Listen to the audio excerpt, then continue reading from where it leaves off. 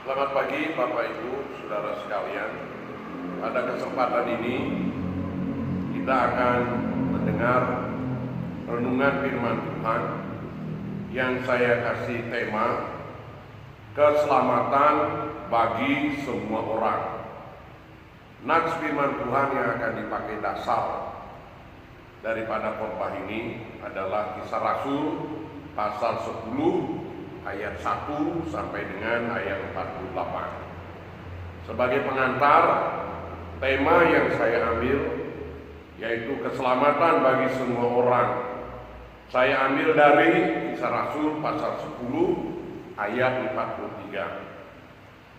Tentang dia, semua nabi bersaksi bahwa barang siapa percaya kepadanya, ia akan mendapat pengampunan dosa oleh karena namanya. Saudara sekalian, firman Tuhan ini juga menyatakan bahwa Kristus adalah bagi semua orang dan semua orang adalah untuk Kristus. Inti daripada kebenaran firman Tuhan ini adalah semua orang membutuhkan keselamatan. Apakah alasan-alasannya? Semua manusia memerlukan keselamatan. Alasan-alasan manusia memerlukan keselamatan. Pertama adalah manusia telah berbuat dosa dan kehilangan kemuliaan daripada Allah. Ini saudara bisa dapat baca dalam Roma 3 ayat 23. Alasan yang kedua, manusia telah menolak Allah dan hatinya telah dikuasai oleh keinginan-keinginan yang cemar, hawa nafsu yang memalukan, dan pikiran-pikiran yang terkutuk. Saudara bisa baca di dalam Roma pasal 1 ayat 24, 26, dan 28. Alasan yang ketiga, manusia telah dikuasai oleh 13 sifat-sifat yang najis. Kita bisa baca di dalam Markus 7 ayat 20 sampai 23. Alasan yang keempat mengapa manusia memerlukan keselamatan. Manusia telah mengikuti ajaran-ajaran setan-setan dan telah menjadikan iblis itu bapaknya. Yohanes pasal 8 ayat 44. Selanjutnya kita akan melangkah bagian yang berikutnya adalah apakah makna keselamatan itu?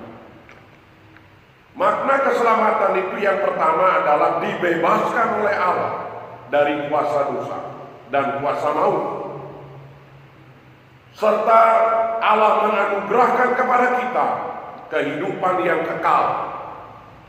Injil Yohanes 3 ayat 16. Yang kedua, apakah makna keselamatan itu? Makna keselamatan itu adalah dibebaskannya kita oleh Allah dari hamba iblis, lalu karena iman kita menjadi anak-anak Allah yang hidup. Alasan yang ketiga, makna yang ketiga, apakah makna keselamatan itu? Makna keselamatan yang ketiga adalah dipindahkannya kita ke dalam kerajaan surga. Efesus pasal 5 ayat 8. Selanjutnya kita akan merenungkan bagian yang berikutnya. Apakah syarat untuk memperoleh keselamatan yang kekal? Tuhan Allah telah menetapkan syarat-syarat bagi semua orang untuk memperoleh keselamatan yang daripada Allah. Syarat yang pertama adalah kita diminta untuk percaya kepada Tuhan Yesus Kristus bahwa Dialah adalah juru selamat dunia. Injil Yohanes 3 ayat 16. Apakah syarat yang kedua untuk kita bisa memperoleh keselamatan? Syarat yang kedua agar kita bisa memperoleh keselamatan adalah kita diminta untuk bertobat dengan segenap hati dari segala dosa-dosa kita. Itu terdapat di dalam Kisah Rasul pasal 2 ayat 38. Syarat yang ketiga agar kita bisa menerima keselamatan yang kekal ialah memberi diri dibaptis di dalam nama Bapa, Anak, dan Roh Kudus. Matius 28 ayat 19. Selanjutnya, jaminan bahwa kita pasti diselamatkan. Kita pasti diselamatkan dari murka Allah.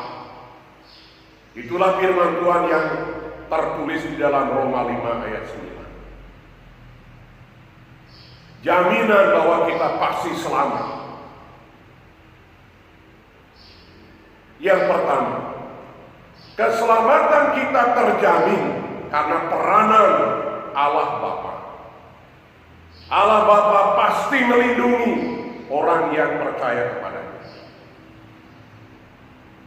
Kita bisa dapat membacanya di dalam Yohanes 10 ayat 29. Keselamatan kita terjamin karena kasih Allah kepada orang yang percaya. Pasti menjamin keselamatan kita. Yohanes pasal 3 ayat 16. Karena begitu besar kasih Allah kepada kita sehingga Dia mengorbankan anaknya yang tunggal agar kita diselamatkan dari murka Allah yang akan datang.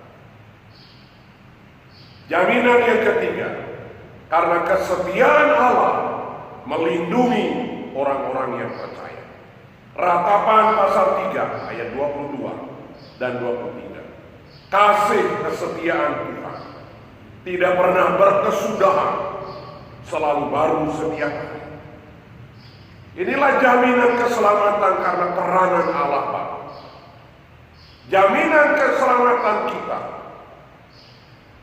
diberikan juga oleh Allah Anak. Peranan Allah Anak menjamin keselamatan kita karena pengorbanannya di kayu salib untuk menguduskan kita sekali saja untuk selama-lamanya oleh darah. Peranan anak Allah memastikan keselamatan kita, yaitu kita telah dikuduskan oleh darah Kristus sekali untuk selama-lamanya. Dan selanjutnya, keselamatan kita pasti terjamin karena doa daripada Tuhan Yesus bagi orang-orang yang percaya. Kita dapat membacanya di dalam Yohanes 17. Ayat-ayat yang tertera di situ 11, 15, dan 21 memberi jaminan bahwa kita pasti diselamatkan. Selanjutnya, jaminan keselamatan kita. Kita pasti diselamatkan oleh karena peranan daripada Roh Kudus.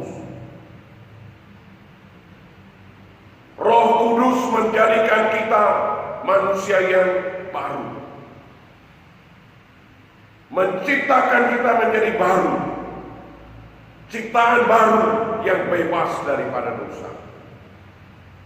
Firman Tuhan melalui Paulus katakan, siapa yang percaya, bertobat, dan dibaptis, dia adalah ciptaan baru, yang lama lenyap, yang baru telah terbit.